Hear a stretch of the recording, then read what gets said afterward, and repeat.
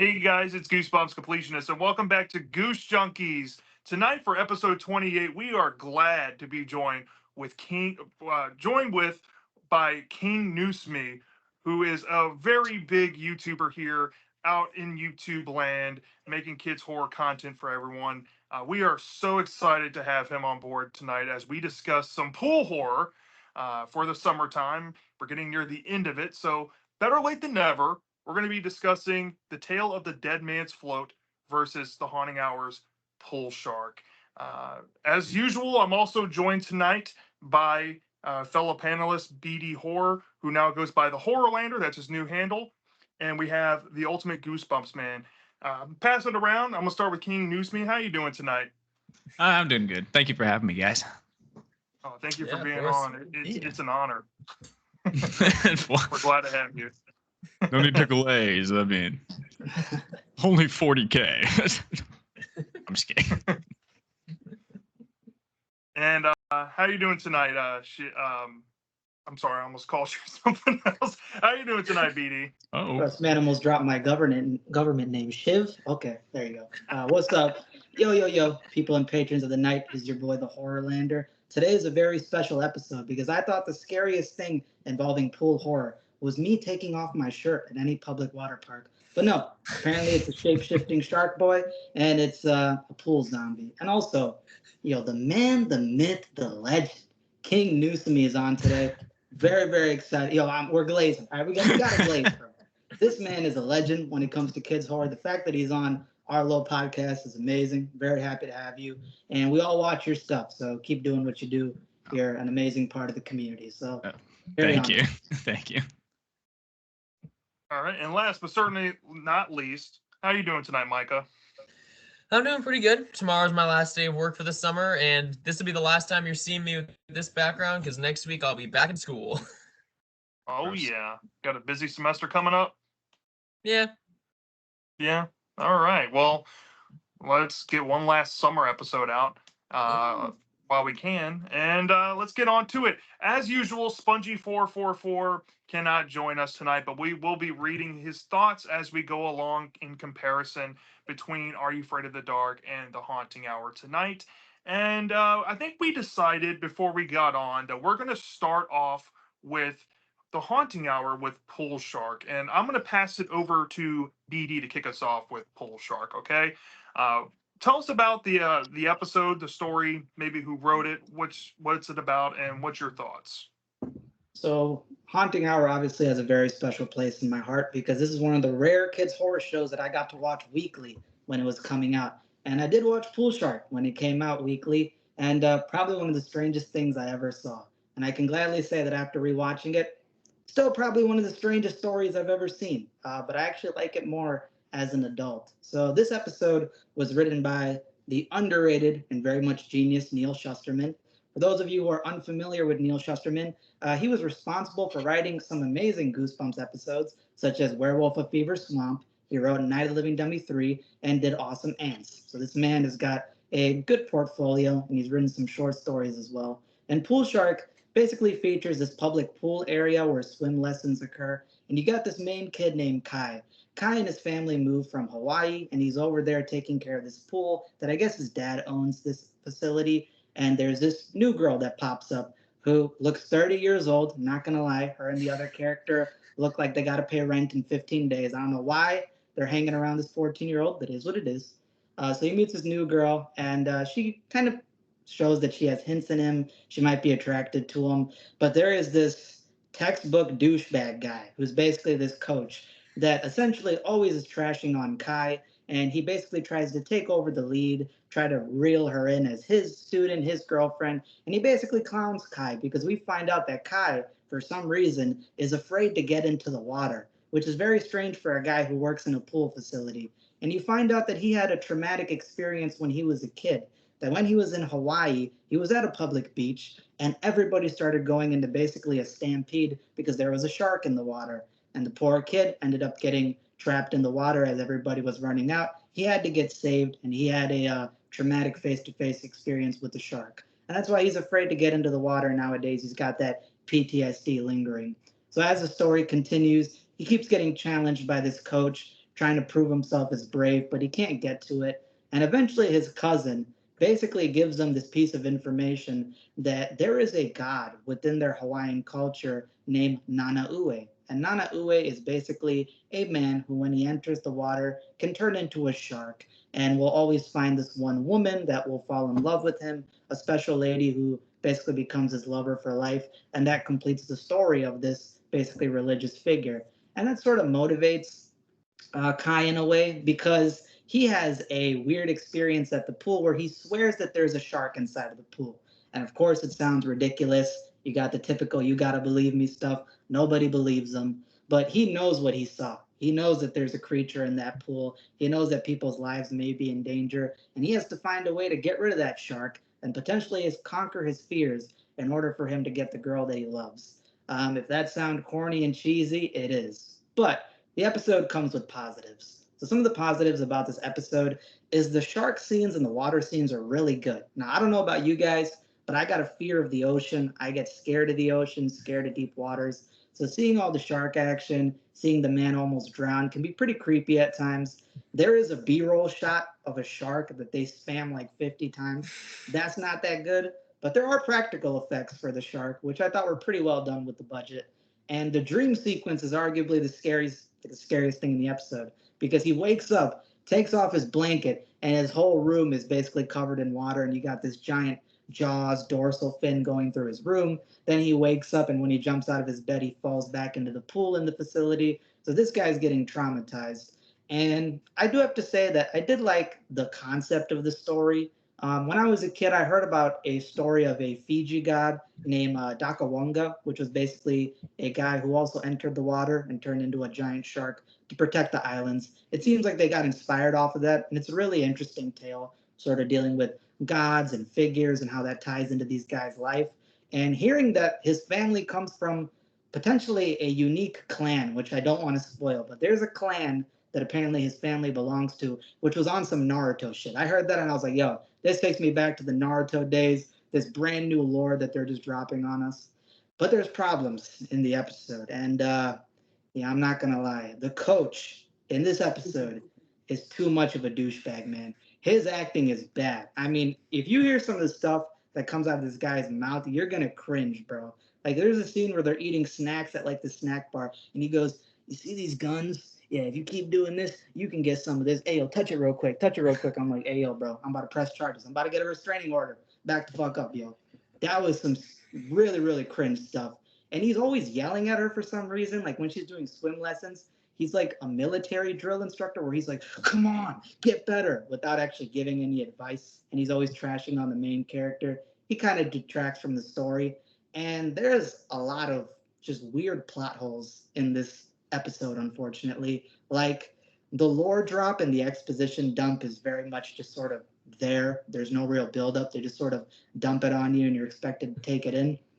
And there's the ending, where potentially Kai's love interest may or may not accept him for who he is. And it is the most forced, cheesy, decom movie stuff I've seen. I mean, this girl, probably from Idaho, American girl, all American. There's no reason that she should accept Mr. Shark Boy for what he is, but she does. And then they try to tie in, well, you know, the father's wife, you know, she was into him. She's Hawaiian, bro. She probably grew up with the urban legends. What is Hannah Montana gonna do with this, bro? There's no way Hannah Montana is interested in Mr. Shark Boy. That makes no sense. But outside of that, I'd say it's a decent episode. Me personally, I'd give it a 7 out of 10. Not the best, but it's good for what it is. All right, that's very well put, and a lot of what you touched on is how I feel personally, but I want to keep it moving around before I share anything that I want to say. Why don't we pass it over to King Newsme? Let's hear your thoughts on Pool Oh, Shark. I know you made a God. whole video on this, and Yeah. I'm curious. Has anything changed, or has anything remained the same? It's probably remained the same. I have a bad thing where I watch an episode and after I make the video, it lasers out of my brain. So I forget a lot about what happens. But yeah, I remember when I watched it, the episode, it starts out really strong, honestly. Like, you get a lot of lore, you get all the important stuff, and the shark practical effects are pretty cool. And even the flashback makes sense to use like stock footage right there because it's a flashback, But as it goes on, it gets a little cheesier, and then it gets a little less believable, and then they try to tie it back into Kai, make Kai the Nana Ue, and then you get the really long stock shot the very end of the episode that I love so much. It's so awesome. It's just really long, slow shark coming out of the water, and it's just pitch black. You don't see a pool or nothing behind him, and he jumps, and he's like, it has a bunch of scenes like that where you're like, it kind of pulls you out of, the episode, the lore. But it starts off pretty good. And the bully, like you said, is annoying as hell. I hate that guy with all my guts. And he does have some cringe lines. And I love when he uses too proper of grammar, like something teenagers wouldn't say. Like when he was like making fun of Kai and he was like, what a freak you are. What a weirdo you are. I hated that. Oh God. It made me say, I hate that guy. I could rant about him for hours. But yeah,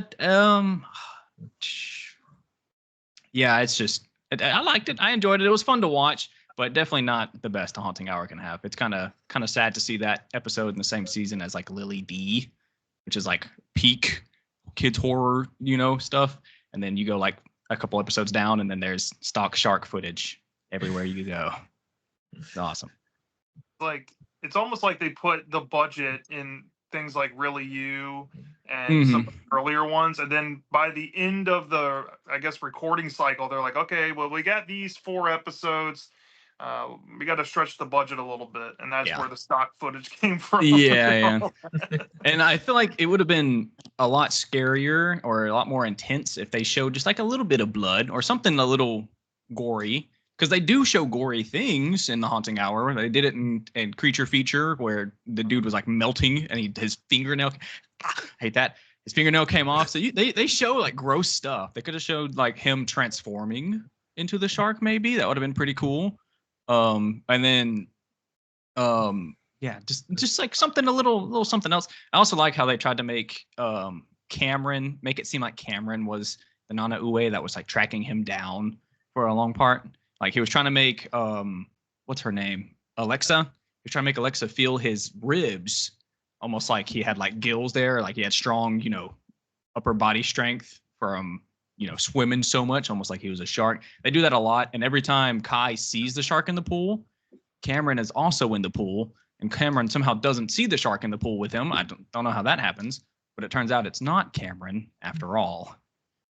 But just like little clever things that probably some people didn't even notice while watching it, but I had to watch it too many times. So, I think you make a great observation there. I never even caught on to that connection to Cameron possibly being the red herring. That just never occurred to me until you just pointed that out. I'm like, okay, that makes a lot of sense now. Yeah, okay. They don't make it like apparent. They didn't do a good job at like making it super obvious, but. Like I think there's like one scene whenever the lesson is there's like some woman's giving a lesson in the pool. Cameron is in there and you hear like the shark music and you see the shark swimming around, and then Cameron picks up the little girl and throws her. So they were trying to make it seem like Cameron was the shark in the water and he transformed to throw the little girl. Stuff like that. But also, if you pay attention in the background, his dad is always in the water too whenever the shark is around. I had to watch it way too many times. I see these things. All right. Well, that was some great observations. And like I said, I never thought of the Cameron connection there. But also, like you brought up, it's the dad being in all the scenes in the water. Mild spoiler in case you haven't seen the episode. Yeah, I was trying to avoid that the whole time. But he may or may not be involved with the sharks in the reveals later on. But I think that's smart editing, like looking into it. So and they also at the beginning they tell you, his dad is the pool maintenance man or something. He like the manager. So it would make sense that he's always in the water fixing the pool. So that's why you kind of just ignore him throughout the whole episode, because I know I did the first time I watched it. Yeah, I think I did too. Even this past time around, I never even noticed how close by he always was. But yeah. It goes to show you that the small details sometimes you got to pay attention to to get the sense of it all. Yeah, it also pisses me off that he didn't tell his son this legend the whole time he was alive. Like his cousin told him when he was 16. Yeah. What? Also the fact he told the cousin who doesn't have the gene. Why would you Yeah, tell the guy who doesn't have the? It's irrelevant to him. You should yeah, tell the it guy makes who has no it. sense to just not. You can at least tell him like the legend of the Nana, like make it like a childhood thing, and then be like, hey, you're older now. You are the Nana Ue. You are the clan. So Although I to don't. be fair, Kai's not the sharpest knife in the drawer because literally he was taping a steak knife to a pole and tried sneaking out. He was like, "No, I'm just messing around, Dad. If I was a dad, I'd be disappointed. But yeah, this can't Yeah, the be dad. the That's like And red Little flag behavior, and the suspicious dad over was like, here. this okay, guy yeah. cannot inherit our clan. No, no, He also did not even use that knife on the stick, by the way. He No. didn't even try to stab him. no. he made like a Walking Dead weapon contraption and never used it. Yeah, he stood outside the pool, and then when the shark came like near him, he got in the water. You can't swim. Why? You can't swim. You just gave You the can't- absolute W to the shark. Yeah, and it's a spear. Throw it. You can throw the shit.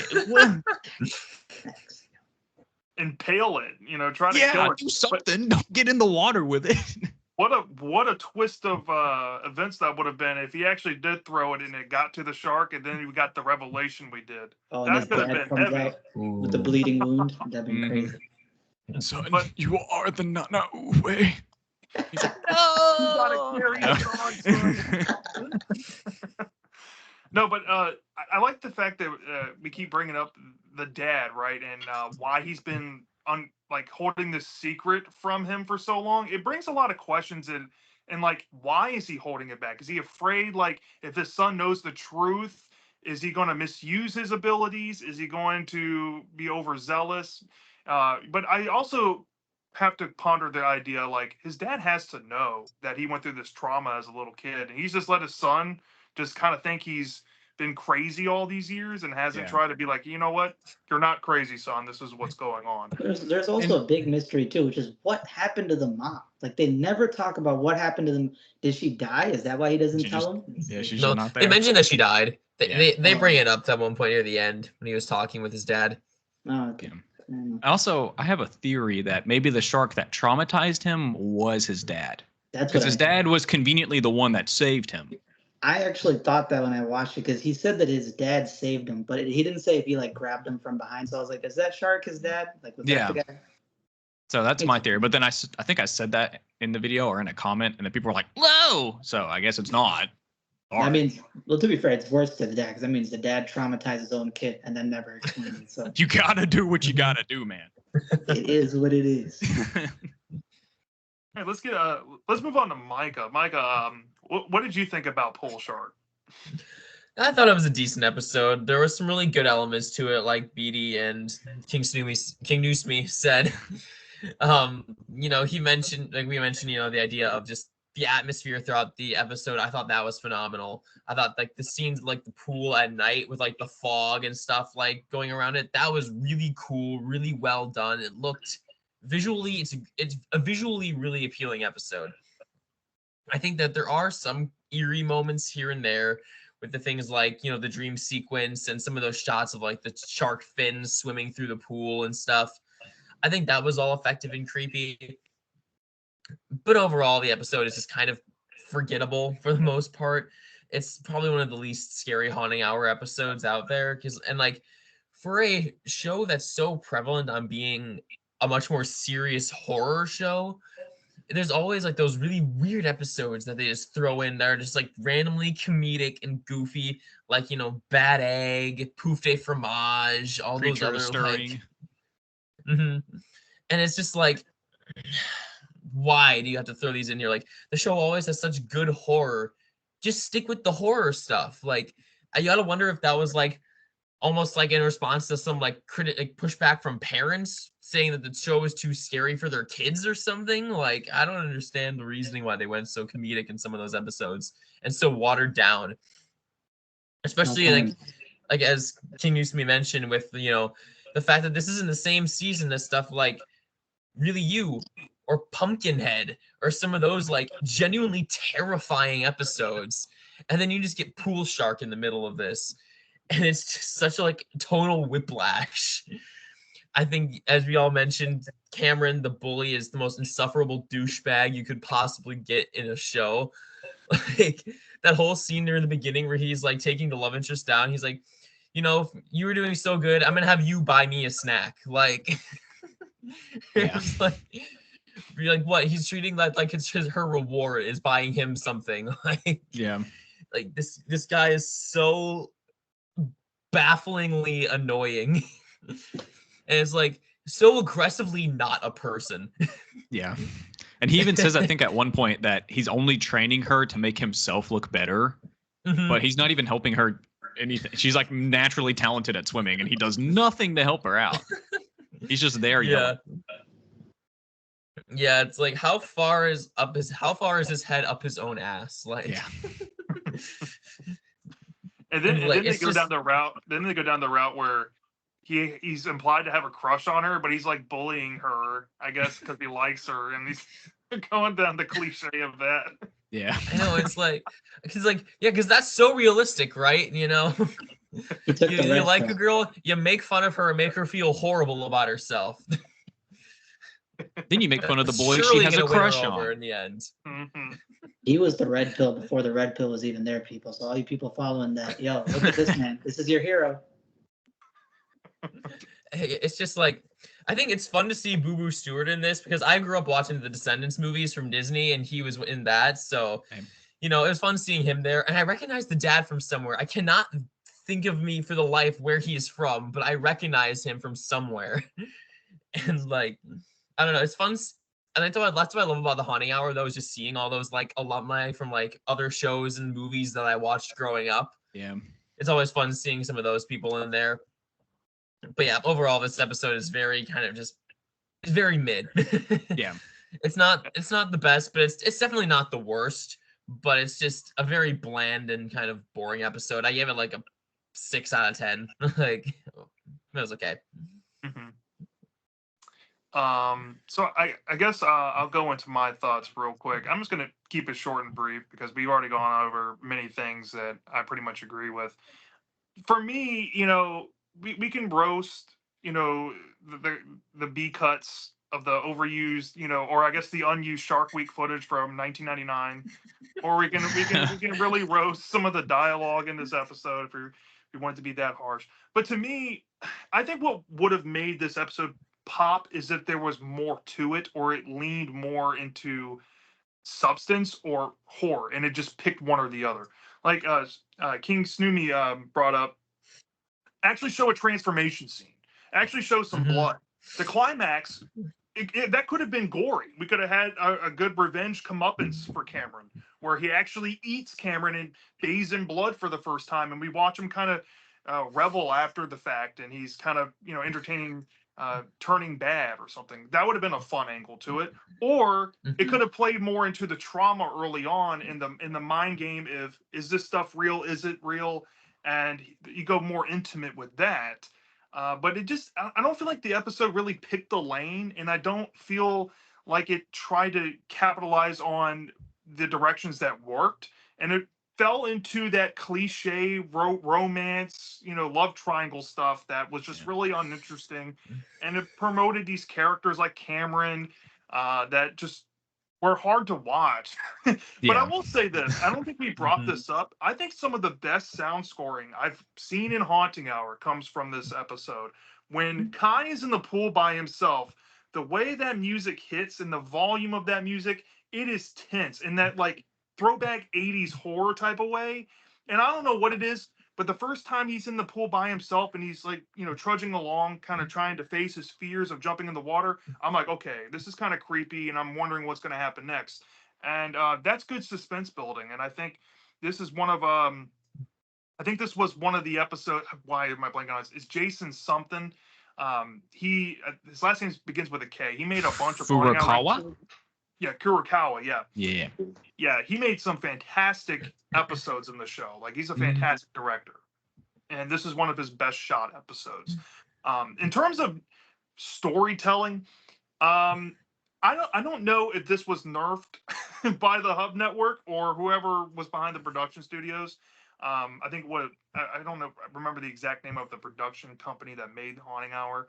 off the top of my head, but I wonder if Neil Shusterman's script perhaps was nerfed because his other episode, Catching Cold, came from a short story collection called Darkness Creeping, and that collection is full of just thought-provoking, dark stories. And Catching Cold is no exception to that. And that was an adaptation from one of those stories, and he wrote this story for the show. And I'm just curious of what that script actually looks like, because if there was that, rather famous urban legend behind Dead Body, that parents phoned in saying, "Oh, how dare you do that to a kid?" Yeah. Maybe they went this direction.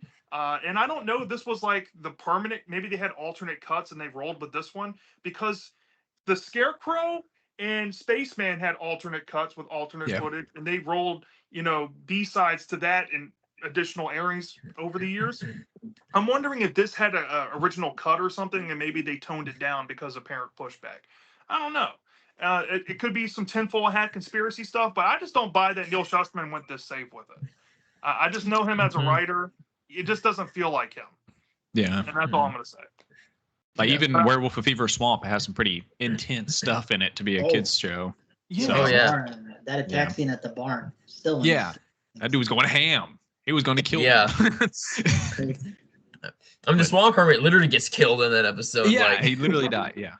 Plus, I think Completionist has a point, because if you read Darkness Creeping, this dude makes like some of the most unique, like crazy stories. So this does feel a little bit tame. Yeah.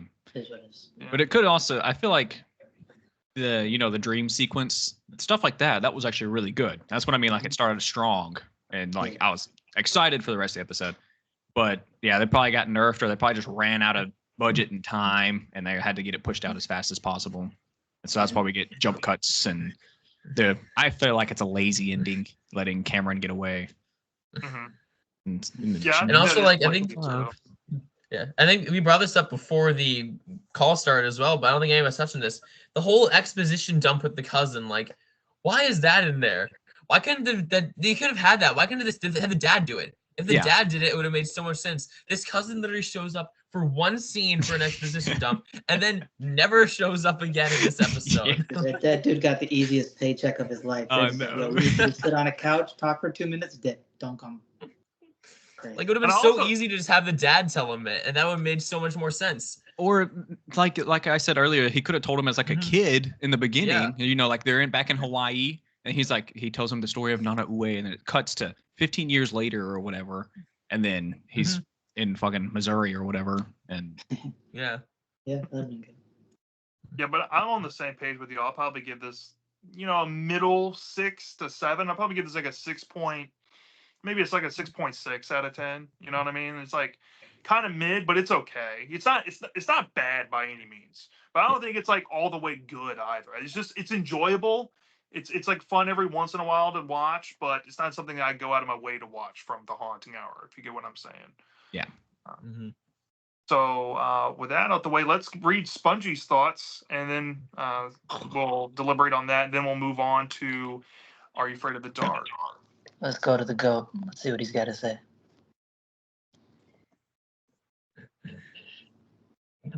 All right, so here's Spongy's thoughts about Pool Shark. So he said, this episode is promising but underwhelming. There's a solid setup with Kai having PTSD that makes him afraid of the water. There are some effective moments showing this off, like when he explains all of this to Alexa. The culture element with the legend is cool as well, but the twist where they all turn out to be sharks or something, had to say it, lol, is predictable, and it doesn't do too much with it. The love interest is typical, as is the generic douche boyfriend, and the acting on both can be hit or miss, with some odd clunky lines. I can see some, mostly teens, getting more into this and finding the ending more satisfying, but it just feels a bit empty to me. It goes for the more tame, safe route, which isn't bad, but it does mean that it feels standard and not especially solid by the end. For the target audience, it's fine, but for me, it takes some promising ideas and setup and just turns it into a merely fine and underwhelming episode that doesn't take full advantage of the idea. Not bad, but it's not as good as what I'd expect from Neil Shusterman. It brings up a good point that I think teenagers probably would like this more, especially if you're into Twilight, because that ending had some terrible sexual innuendos. I mean, some of the nastiest kids horror lines I've seen. She's like, "Oh, Oh, you're a man eater," and he's like, "I just ate. This is the first time I'm trying it." Yo, bro, I'm pressing charges. the I'm pressing parallels to charges. the parallels to Jacob from Twilight are so Oh, obvious as well. yo, Like and, you could totally and he see was that. Shark Boy. Yo, Taylor Lautner was Shark Boy. He So was also Shark Boy too. Yeah, I had somebody It's- comment on my video that they thought they were the same person. They're like, "Yo, that's Shark Boy," and I was like, "I don't think so, no, but close enough. I guess they're both Hawaiian." I don't both sharks. All that matters. Both sharks. That is true. You know what? Both If we found had out today. Mr. Electric, this episode would be a 10 out of 10. I'll tell you that. This episode is 10 out of 10. We need George Lopez save us. All right, so it seems like we're all on board. You know, we're kind of in the same range and thoughts on Pool Shark here. So we're going to move on to one of the most widely regarded episodes from Are You Afraid of the Dark of all time, The Tale of the Dead Man's Float. This was the first episode of season 5, which is hailed by many Are You Afraid of the Dark fans as the best season of that show. And this became quite possibly the most famous episode, if only for an iconic monster known as the pool zombie that has been in countless YouTube videos and social media posts talking about this show over the years, and rightfully so. I mean, this episode's absolutely iconic. You have Cash Eric Erickson, who starred in Welcome to Camp Nightmare and Goosebumps, playing the lead character Zeke. And Zeke is this lovable science geek who has a crush on this pretty girl named Clarice, and she's down to earth, like girl next door archetype, and she gets paired up with him in science class, and he's trying to look cool in front of her, and notices that she's in the swim team and wants to show her this secret that he's uncovered, and it's a hidden pool in the boys' locker room, hidden behind some lockers, and there's some exposition early on in the episode where we get a flashback cut of a young Jay Baruchel. Yeah, Jay Baruchel. He'll go on to be in a lot of Are You Afraid of the Dark episodes in season 6 and 7, and also a lot of Seth Rogen movies. But anyway, um, we see this boy possibly get pulled underneath the water of this pool against his will by some unknown and unseen force. And it's quite riveting and terrifying, honestly. And these kids stumble across this same pool, but of course it's been closed for about 40 years. It's been disheveled. And the only person that seemingly knows about it is this janitor who might be watching them as they uncover this pool. Well, as the story goes along, the school gets wind that this pool was essentially rediscovered and they bring it back to life, so to speak. But we get to see there's a possible force moving in the water coming after some swimmers. And we also get to see Zeke and Clarice's relationship kind of blossom. They have this raft out in the middle of the pool. They just talk together and they get closer and they realize that they have a lot more in common than they thought they did. And there might be some love connection there. And fortunately and unfortunately for them, they had this interaction with whatever is lying down in the depths below, and they have to recruit the help of the janitor that's been spying on them to figure out what to do. And of course, we learn his connection in all of this and how far he goes back in the story. And because Zeke is such a smart science geek, he knows some secrets along with Clarice to possibly put an end to this zombie by exposing it from being invisible to visible. But then we get that iconic scene of the pool zombie where it rises out of the water. And of course, they discover what exactly it's made of, what it's kind of doing in the situation to them, and what they need to do to stop it. And it may or may not succeed for them. So, yeah, this episode is just a bona fide classic to me. When I think of kids' horror, just the whole genre, Tale of the Dead Man's Float is by all means a deserved forerunner in thought because it not only holds the standard of some of the best prosthetic and makeup effects work I've ever seen in these shows across the spectrum, and not only has some of the best acting from Kaj Eric Erickson and the girl who played Clarice, forgive me for not knowing her name, not only does it have some of the best directing, which this episode was directed by DJ McHale himself, the creator of Are You Afraid of the Dark, but it's such a heartfelt story, and it's kind of coming of age. Is a believable ship of a relationship, and you like these kids. the premise is really cool. There's some throwbacks to movies like Jaws and the 90s limited series It, especially when we're dealing with the opening and that one scene with the shower drain later on near the end portion of the episode. That was absolutely fantastic. I can drone on and on about positives with this.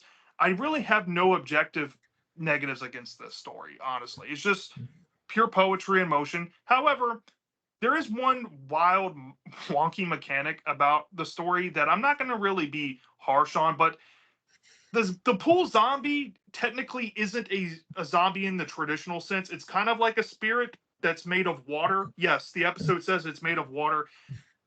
You have to kind of suspend some disbelief, but if you're able to do that, you'll see what they're trying to do with it. And it's not just there for shock value. Oh, this thing is made of water. No, there's actual things that these characters come to put a stop to it because it's made of water. That makes it kind of cool. So I'm more forgiving on it. So yeah, that's just my thoughts. I'd give this thing a perfect 10 out of 10. I love this thing. It's a must watch recommendation for me if I've ever had one. So yeah, I'm gonna pass it off. Whoever wants to take it next, feel free. I could take it. I don't mind. All right. So, You're up, Tale of BD. the Dead Man's Float. This has always been a favorite episode of mine. This was a rewatch for me. Dead Man's Float. I'm gonna be real. Last time I gave it a near perfect. This time I'm just giving it a perfect. This is a perfect kids horror episode. Zeke Matthews is my favorite character from Are You Afraid of the Dark? Erickson has that charm that's similar to if you ever seen Home Alone, obviously Macaulay Culkin. He's got that natural charm to him as a kid actor. Erickson's got that same thing. When you watch him on screen, he has a good performance. He's really lovable, really charming. Zeke Matthews, much like Completionist loves the main character from Vampire Town, this is my version of that. We're very lovable, very understanding. He's like the people's hero. You can really root for the main character and hope that everything works out for him.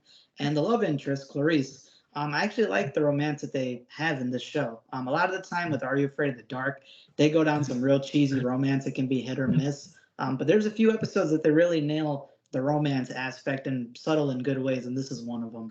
So I love the Clarice and Zeke dynamic.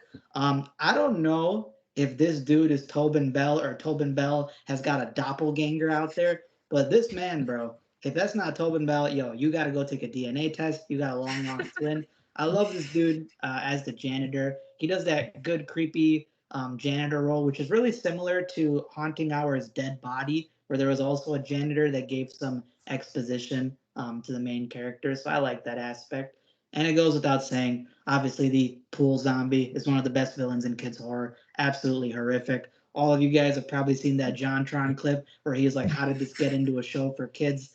It's legit, man. When you see this thing, you're like, there's no way that they got away with this. And I'm surprised that people weren't phoning it in for this episode. I mean, if I was a parent and I saw my kid watching this, I'd be like, yo, this is Nickelodeon, bro? Are we sure?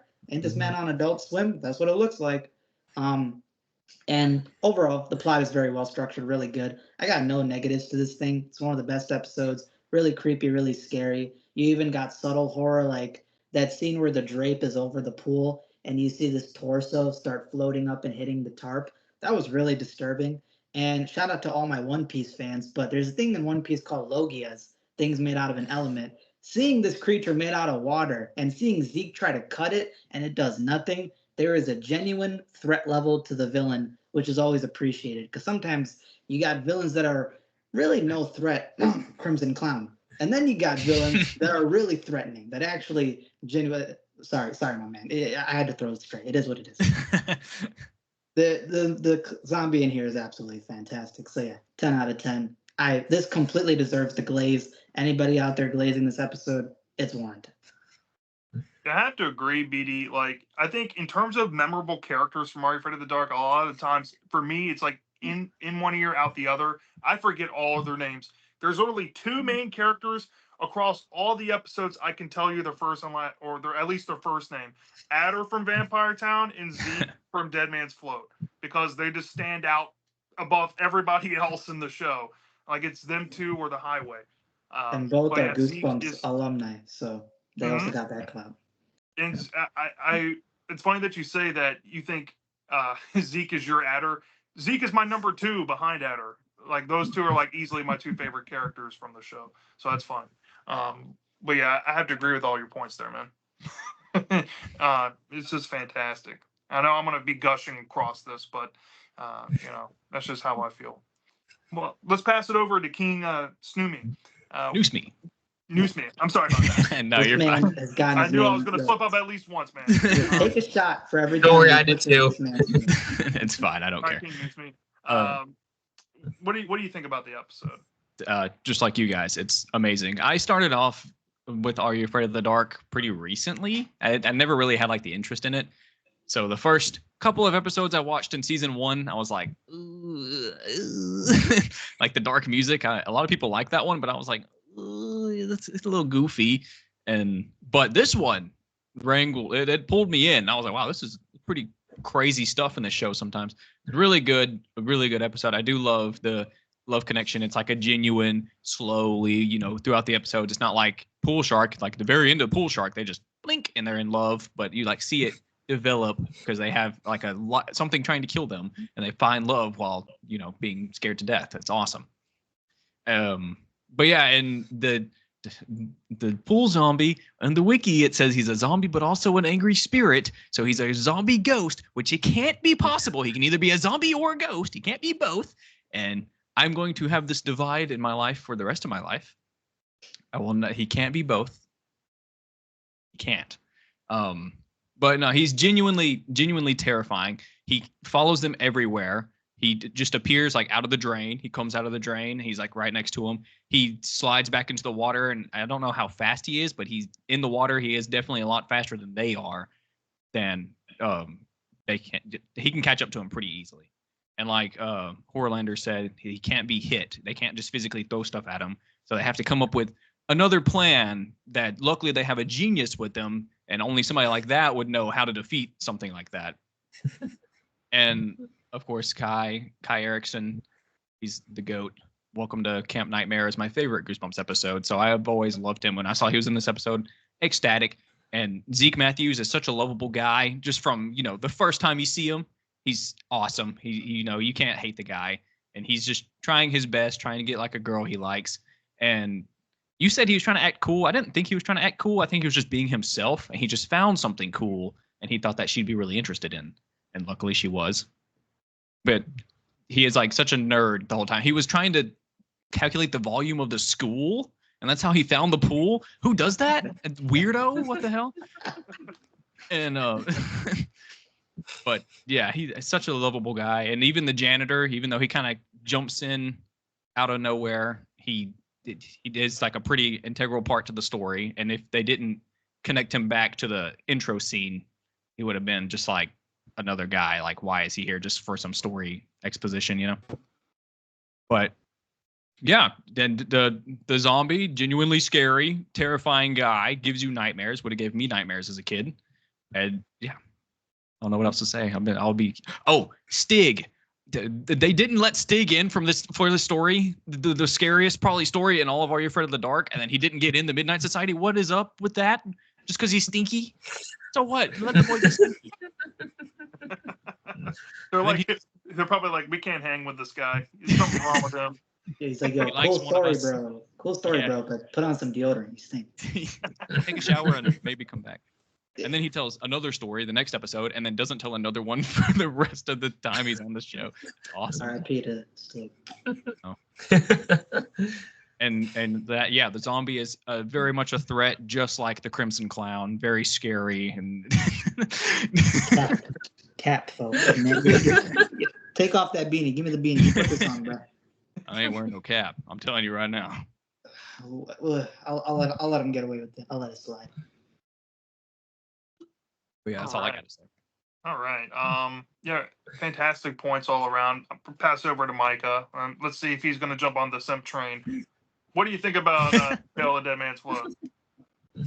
So, like, first when watching it, like, don't worry, this is a good review, but we're getting to the build-up. So when I was, like, first hearing about this episode, like, I saw clips of the pool zombie and stuff, and, like, I've heard, like, all the praise for it, and, like, seeing that it was Kaj Erickson, while he's a good actor, I know I'm going to get a lot of hate, but I don't really like Welcome to Camp Nightmares episode all that much. And I heard a lot of praise for it. It's not bad. It's just not one of my favorites. I think it's a little too slow. It's just a little too much of a slow burn for me, and there's not much that happens in it, in my opinion. You saved yourself. I was gonna get so mad. You said it to the wrong guy. The wrong guy you said it. Yeah, my favorite. But anyways, so I was kind of like hesitant because sometimes some of these episodes can kind of get overhyped within the communities. And when I watched it, this is the first time I watched it, and it's great. It's one of the best Are You Afraid of the Dark episodes, hands down. There's a reason why it's iconic. I think I like Cash's performance better here than him as Billy, in my opinion. I don't know. I like his character a bit more. I think he's a bit more of a sympathetic character. While Billy is a cool character in terms of him being a leader and kind of being this, kind of role model figure. I think that I relate to him as Zeke more because he's kind of that outcast. He's kind of, someone who's not really loved within his friend group, which I've kind of felt throughout a lot of middle school and high school and all that stuff when I was around his age. So it's much more relatable for me, and it made him much more sympathetic as a result. I really like the whole dynamic between him and Clarice. I think they just had a really nice, as I said, they have a really nice dynamic. I think the actors both did a great job. For being 90 show kid actors, and in Are You Afraid of the Dark, no less, which is kind of notorious for having some horrible actors. These two stand out as some easily the best kid actors of the show. I think the whole opening scene is peak Are You Afraid of the Dark, in my opinion. That opening scene is so aggressively dark. I mean, this show had the balls to kill a kid in the first 2 minutes of the episode. And that's just something you don't see a lot of nowadays. And I love the homage to the opening scene of Jaws. It's pretty clear from the start that that's what they're homaging. And I think that's just a really clever way of doing it. The pool zombie, terrifying. It's easily one of the scariest designs in a kid's horror show. And it almost reminds me of, I wonder if these designers were inspired by the pool zombie, but it kind of reminds me of the zombies from the 2003 Haunted Mansion movie with Eddie Murphy. I think the design is very similar to those zombies. So you almost got to wonder if Rick Baker and the makeup team there were inspired by this episode when they were making those. I'm not sure if that was the case, but I just kind of noticed they had similar designs. So I just thought, I just kind of said all my thoughts. I think it's an easily 10 out of 10 episode. I will say it does take a little bit to get after that opening scene. It does kind of drag for a little bit there when you're first kind of uncovering the pool and all that stuff. You get a good 5 to 6 minutes where there's a lot of nothing happening aside from some interactions. But once it gets going in that last half, it's great. Yeah, I will say this about specifically Zeke and Clarice's chemistry on screen. It's very hard in these kids' horror shows most of the time to nail organic chemistry. I've only ever seen this done in maybe the Haunted Mask episode 2-parters, or maybe the Werewolf of Fever Swamp episode from Goosebumps, where the characters had very noticeably great chemistry. And the way Zeke and Clarice play off of each other, it feels so real and so relatable. And you can't help but like these kids. They're wow, this is a believable ship here. I don't know if it's the performances. It has to be the performances, but they just have such great chemistry on screen that I kind of thought this time watching, I'm why couldn't we just get them in sequel episodes and they just go on their own adventures, see where Zeke and Clarice are up to, because they're honestly some of the more intriguing characters from this entire show, and that's saying a lot. And I don't know, DJ McHale had some flames under his feet, going back to season 1. You make something like Hungry Hounds, of course you're going to have to make something to kind of get that taste out of people's mouths 5 seasons later. Dead Man Float. But I think this is one of the last episodes he actually directed for the show, believe it or not. So I think it is. Mm-hmm. And it was the first episode of season 5, and it started out with a big bang. And if Night Shift would have been the last episode of season 5, it would have started out with a big bang and ended with an explosion. So there you go. That's all I got. Man, talk about redemption though, going from Hungry Hounds to Dead Man's Float.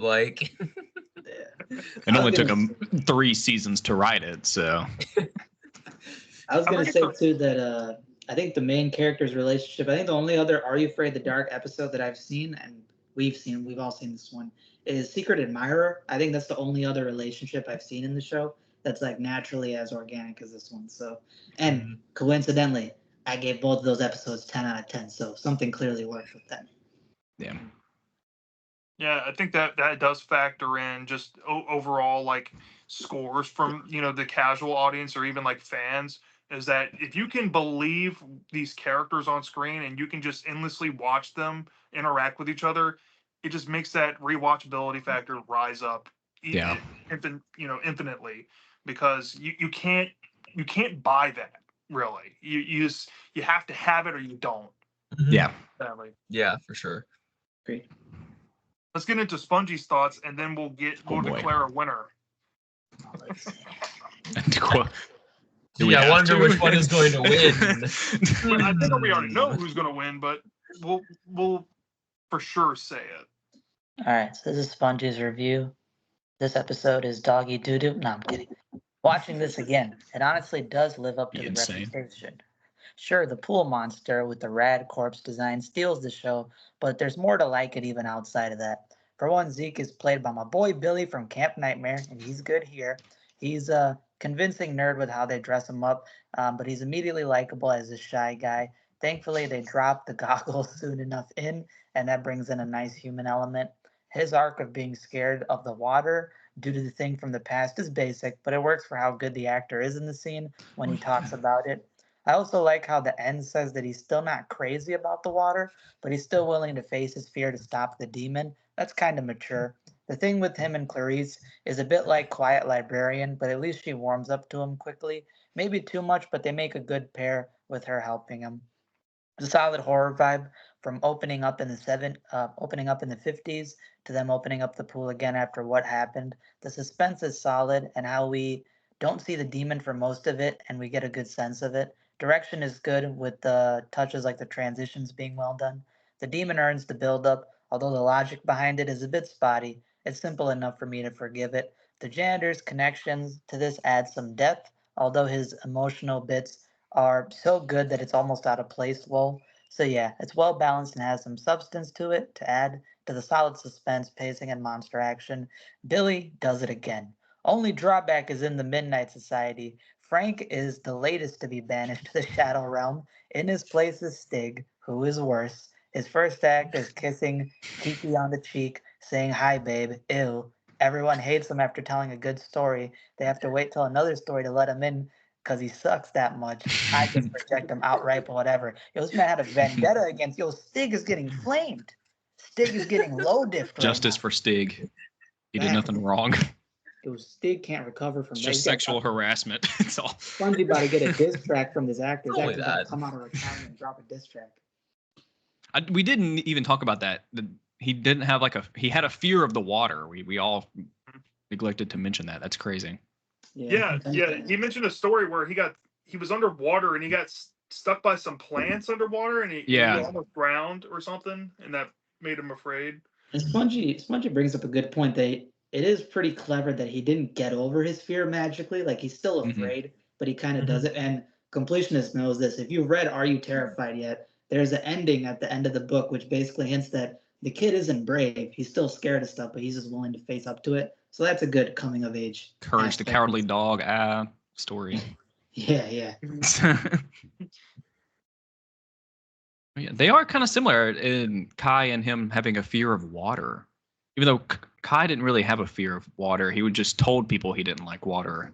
It's actually oddly weird because there's also a romance aspect. So like both episodes Yeah. coincidentally have this romance. So it's very much. I think Pool Shark probably got inspired by this. I don't know if that's the truth, Maybe. but maybe a little bit of inspiration behind this. The only difference would be that Pool Shark's approach was more like, not necessarily conquering your fears or accepting that they're there and just, overlooking them from time to time. For him, it was more like finding out who you are and what you're meant to Yeah. be. And that angle is not in Dead Man's Float, as in Dead Man's Float just takes to the horror approach. It's like, well, you got to conquer your fear, and that's just where it leaves it. Yeah. Which I don't know which one's more commendable, but at least I might give a point to Pole Shark here. At least it tried to interwove themes into that. So take that for what you will. I think the Yeah. one part about Pool Shark is it's like one of those cases where it's too ambitious for the budget. It's like the Yeah. budget is really holding back what they could do Mhm. compared to like if you had like because we watched the 13th Year from DCOM.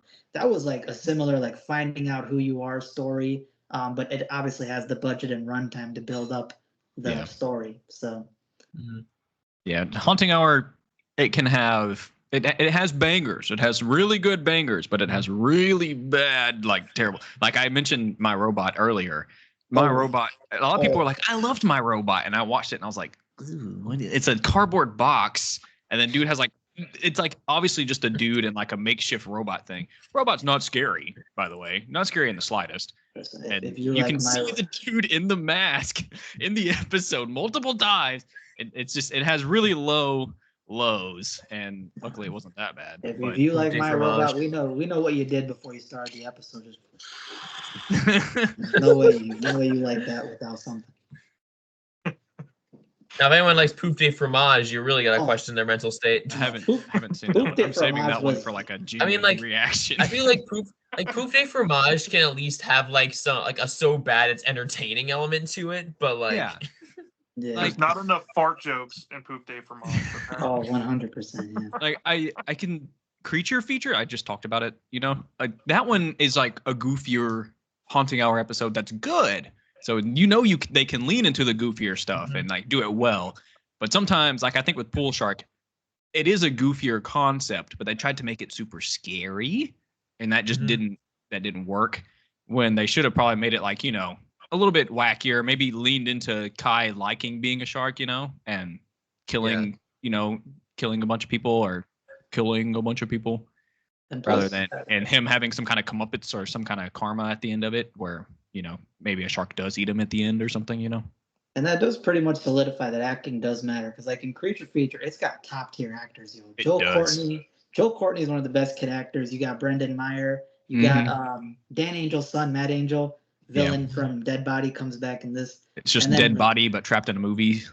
Yeah. And then Dead Man's Float. You know, we talked about Kai Erickson. He's great. Clarice is great. So even like if you look at like obviously Boo Boo Stewart. I can't say that name seriously. Boo Boo Stewart from Haunting Hour. His acting chops ain't the best always, and even the other characters sort of detracts you. So Yeah, he definitely did not know how to act just yet because he does find a Descendants. Like yeah, I he's think good he at did- Descendants. No, but he in had this, that- he has like one note. He's kind of always just terrified. no, but Descendants, he had that Disney paycheck. You know that He does did. wonders. And he was older, obviously. Yeah. So Yeah, true. being older helps everything. Yeah. Experience. So I think it's a clear runaway all across the board that everybody agrees. Are we that sure? Are You Afraid of the Dark Yes. absolutely smokes the Haunting Hour in this scenario. No, I think the Haunting Hour wins. Oh, the Haunting You Hour know, wins? Yeah. Okay. I mean, listen. Sure. you- Yeah. You either got chemicals or you got a knife on a pole. Like, it's just tough. Explosion or makeshift spear. Stick thing. Yeah. Yeah. tough. And it's crazy to me because when you look at the Haunting Hour and Are You Afraid of the Dark, I think they share the most similarities Mhm. across all the main shows. Like even if you include Creeped Out, Nightmare Room into the equation with the big three, like Haunting Hour and Are You Afraid of the Dark almost feel like they're almost the same show. Just Haunting Hour is a spiritual successor, and the blend of Goosebumps and Are You Afraid of the Dark. You have that wide range of diverse storytelling going on in the show, and you have that melting pot like Are You Afraid of the Dark had. And sure enough, sometimes the predecessor does it better than the successor. Often than not, it's going to be a Haunting Hour victory because they're able just to have more darker themes woven into it. Because at the time that show came out, the standards for kids horror, was a bit higher, and they were allowed to do a little more on a cable network as opposed to syndicated television. Like Are You Afraid of the Dark was put on. Well, actually, Nickelodeon was cable, so I take that back. But they did have to abide by 90s rating systems, which is different. Yeah. But I will say that for once, Are You Afraid of the Dark has a clear victory here. Yeah. And we're going to give Yeah. Are You Afraid of the Dark the roses they deserve for this one. So, with that out the way, I guess we'll have one mini discussion and then we'll hop off here for tonight. BD, you suggested that we talk about phobias, and the reason why we want to talk about phobias is because both of us have a phobia of thalassophobia, which is a fear of deep water and big oceans and stuff like that. And pools, like the deep end of pools, that could be highlighted in both of these episodes, have their murky points. And of course, the monsters that can come from beneath is nightmare fuel for both of us. So, why don't you start us off with phobias and what you kind of look for in these episodes and what appeals to you more that actually makes you scared?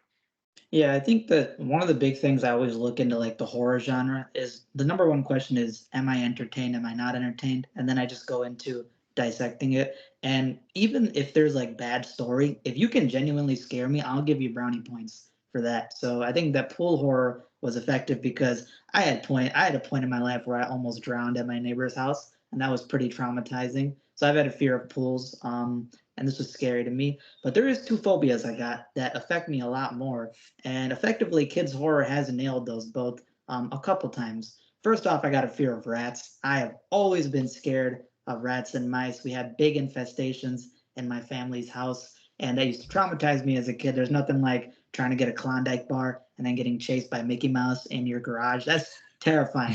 What would you do for a Klondike bar? Not go into the dark garage. Okay, there's scary things in there. But there's a book from Goosebumps called Attack of the Beastly Babysitter.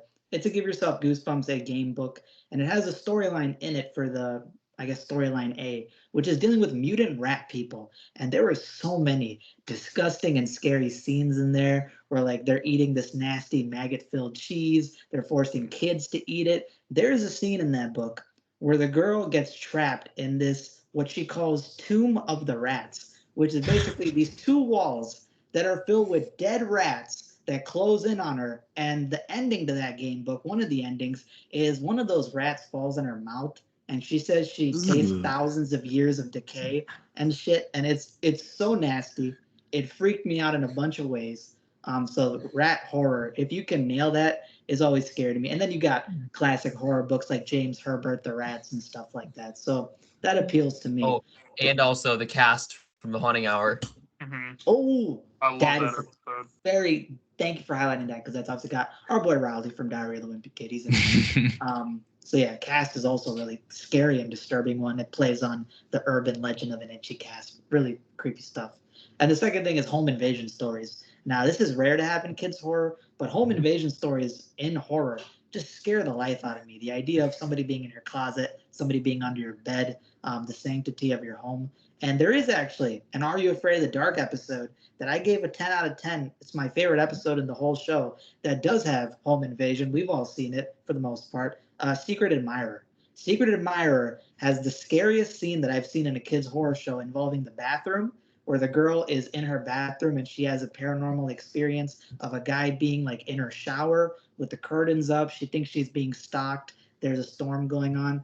And when she tries to run away and tries to get people to help her out, when she heads back into the bathroom, she sees on her mirror like an initial like heart and I love you, and it's really creepy, really disturbing, and it got under my skin. So those are my personal phobias. Yeah, and I think the reason why home invasion horror is so effective is just because it's something that can really happen to you. Like Yeah. it's like because the thing about some of this like supernatural horror is it's fiction. Like supernatural stuff doesn't really exist. But home invasion horror, that is a very real threat that could happen to you at any time. And I think that's just what makes that so effective. Yeah, you can have completely unrealistic stuff like romance. Who's got time for that, bro? Ain't nothing scary about romance. But then you got, terrifying people breaking in your house. Yo, I live in Chicago, bro. That's just the way the streets roll. You gotta deal with it. Hmm. Yeah, I think it is. I don't think I've ever seen a children's horror thing that does home invasion pretty well without throwing some kind of supernatural something in it. But that Mhm. that is also like my biggest fear. I can't. I don't like having somebody watching me and I don't know. That terrifies me. But if somebody does that one day, that would be awesome. I would love to see that happen. And another thing I find scary is like supernatural, like ghosts, and it kind of derives from that. I don't like people watching me without me knowing. Just imagining like somebody dead is watching me and I'm just like doing like my thing, you know. But children's horror, of course, they have like a lot of ghost stuff, but sometimes they don't really do it very well, in my opinion. There's only like a couple of Goosebumps episodes and stuff that I feel like have pretty decent ghost storylines, but most of the time they try to make you feel bad for the ghost by the end of it, rather than just it having some kind of like scary demon ghost dude watching you. Yeah, I'm glad you brought that up because we've talked about that so much. Where like you got two types of horror stories in kids horror. You got scary ghosts, and then you got sympathetic ghosts. Yeah. Are You Afraid of the Dark loves sympathetic ghost stories. Like you got to feel bad for them all the time. But then you watch something like Dead Body, unapologetically just on demon timing in both parts. Yeah, especially in the second part when I forgot his name. Whenever that literal like death comes after him, that's really good. But then I think in Goosebumps, the only Goosebumps one I can think of that has like somewhat scary ghosts is the headless ghost in that episode, because they also just killed the kid. That's like one of the only episodes where they have like a kid die at the end of it. Yeah. So, but all the other ones, they kind of make you feel bad for them, and then I'll say, the one thing that always wins brownie points for me, whether a book is good or bad, you can look at Chicken for this example, is graphic transformations or disgusting body harm or affliction. Okay, we can run down the list. The flashlight scene from Welcome to Dead House's book. Yeah. We can look at Creature Feature with the fingernail stuff and then his hand don't bring it up into a tick. That stuff gets to me more than anything else. Look, I was the kind of kid who was morbidly curious about my dad's horror stash. And I watched Jeff Goldblum's The Fly when I was very young. That movie traumatized me, and I should not have watched it at the age I did. And ever since I've watched that movie, I've always been squeamish about just people picking out their skin. That gets to me more than somebody getting their head cut off or anything like that. It's just something that it's just so gross, and it's hard to imagine, and it's disgusting. But at the same time, I'm like, okay, that got to me. You won me there. That was impressive. Like the scene from Headless Halloween, even I don't know if y'all read this book, but there's a scene near the end of the book where we see a ghost kid who's come back to life to try to gain back his basic humanity, let's just say. And he pulls a prank on a bunch of kids, and the scene describes his entire body skin falling off of his bone, and it's so graphic. I'm like, how did they put this in a kid's book? Yeah, like that to me is metal horns. You put them together like this. Yeah, there you go. That's what you get. Whoa, what is Skype like that? Skype gave you the Goosebumps scene for that. How did you do that? That's crazy. Let me unlock it.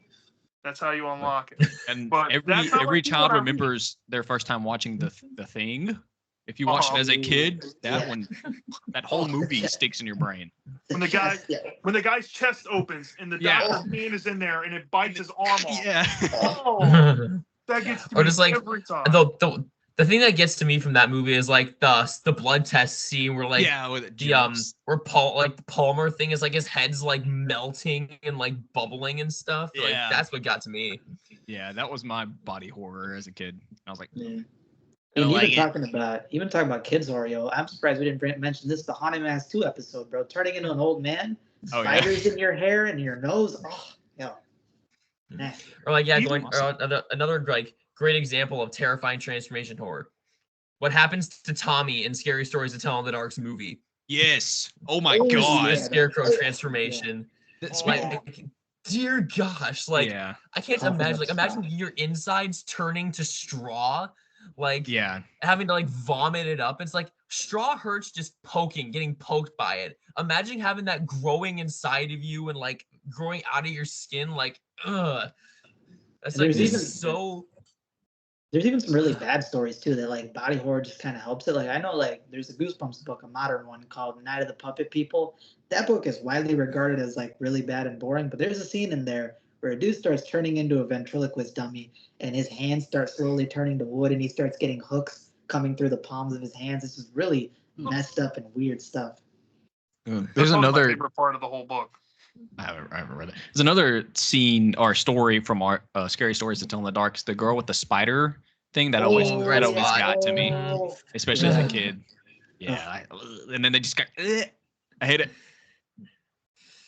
But Or yeah. like the one that always like from Scary Stories to Tell in the Dark, the one that always got to me as a kid was the pale lady. That Oh yeah, in illustration the movie, that shit scary, legit Yeah, the pale scary. Yeah, the way they do because like the thing about the pale lady in the short story is she's actually a good spirit. Like, Yeah, and in the it's movie, no, the movie she's just straight up evil. yeah, terrifying. And even with body horror, the Jangly Man. The Jangly Man was a combination Oh. of two stories. It was like the one about the chimney and the guy who Yeah, was meet dancing to death. Teddy Walker, and what do you come for? Yeah. The Jangly Man, the whole body contorting and body parts falling off. This is Mhm. disturbing stuff. And like and also like even the big toe scene, just like Oh yeah, the scene where he's like pulling the toe out of his mouth from the stew, like that was just like, ugh. It's like those. It reminds me of all those like. That's like one of the things I like. It's like all those horror stories of people finding like severed limbs in Fingers, their yeah. fast food and like all these things like that. And it's like I can't. It's just imagine that happening. Like that'd be so. What does that happen actually? Who just It loses a does. Like, there's finger been- and they're like, oh, here it's in my Yeah. Wendy's chili. Whoopsies. Yeah, there's a legitimate story about that happening Yeah. from I think Arby's. Like an Arby's employee like severed her finger, didn't tell anybody about it, and left, and it ended up getting made into a roast beef sandwich that First of someone all, ate. of course it's Arby's because they got the meats. They had extra meat that day. Got extra True. protein. Extra protein. There's another body. No, it's not body horror. I guess. Cabin in the Woods. It's like all those monsters. The mermaid when she's eating that, or not she, when that thing is eating that man and the blood comes out of the blowhole in the Yeah. back. Oh yeah. That's Speaking another of mermaid, stuck in we my brain. covered even the decom movie, The 13th Year. That's got body horror in it too. You're turning into a fish, getting think I've seen scales, that. getting he gets like dorsal fins like shooting through his elbows. It's some nasty work. So even a Disney movie can end up being creepy as long as you got good body horror. That on Disney Well, Plus. I might check it out. Yeah, it is on Disney Plus. Probably. Might check it out. I haven't seen it. Well, But, like- there is the bad kind of body horror. There is the My Harry's Adventure, where Oh. in the book they're describing just hair. Like all it is he shaves his hand, and he looks down randomly because he's in class, and he's like, "Oh, there's hair in the webbings of my fingers." Oh, like it came back. Like, how is this scary? Like, There was Oh, also it's hair. it's It's just called hair. puberty, buddy. There was also hair growing inside of his brain because the acting chops on that kid, bro. They had to voice over that man with almost crouching. Jesus. But like, I think one of the other like things from like phobia kind of kids horror things that gets to me more effective in like video games. I think just because you're actually like playing through it instead of just watching it, Mhm. is the weeping angel mechanic where Oh, you yeah. where the enemies only move when you don't look at them. Like for some Oh. reason that is such a scary concept. Like just having to constantly keep your eyes on this one thing, and if you look away for a second, you're dead.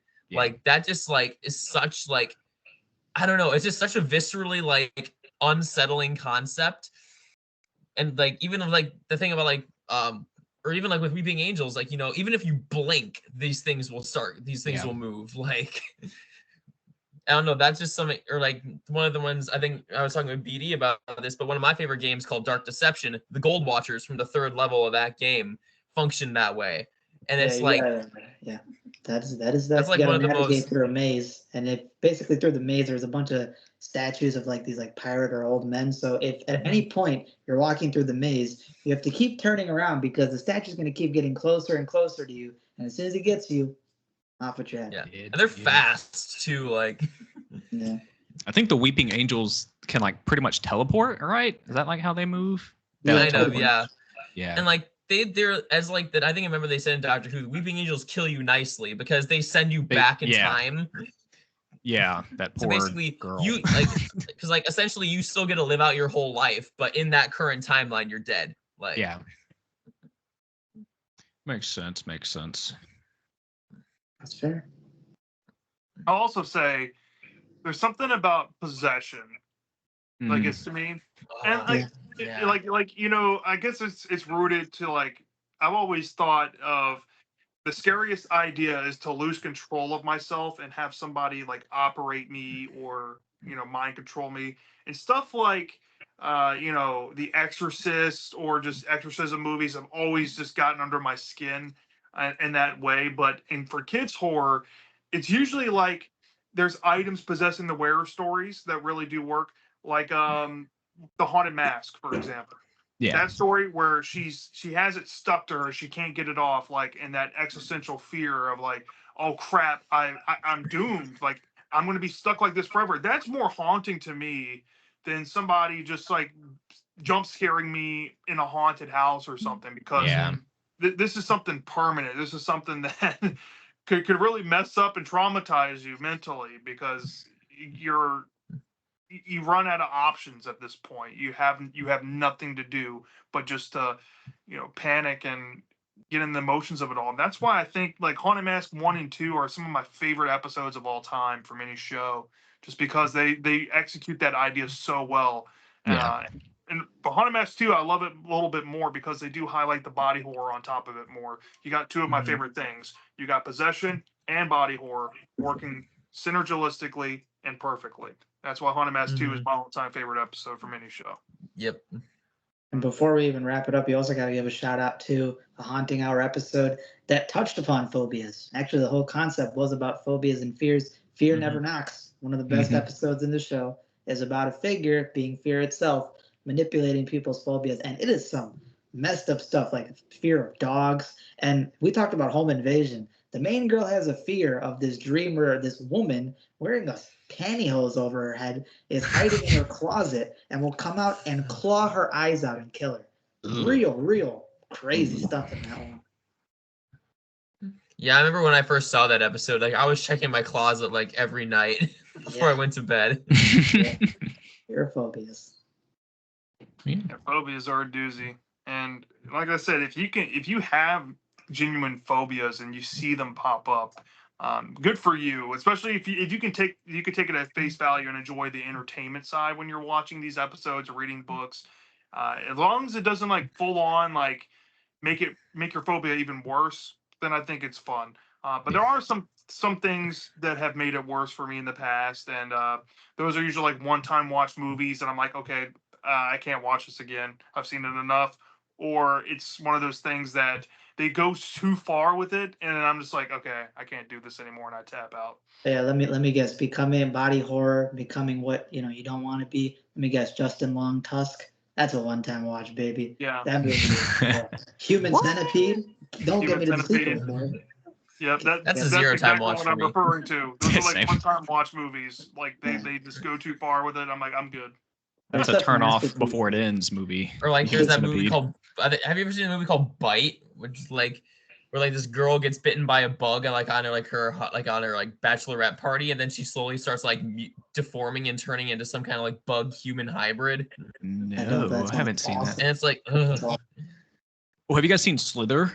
That's another body Yes. horror thing. That's crazy. And the end of that movie is insane.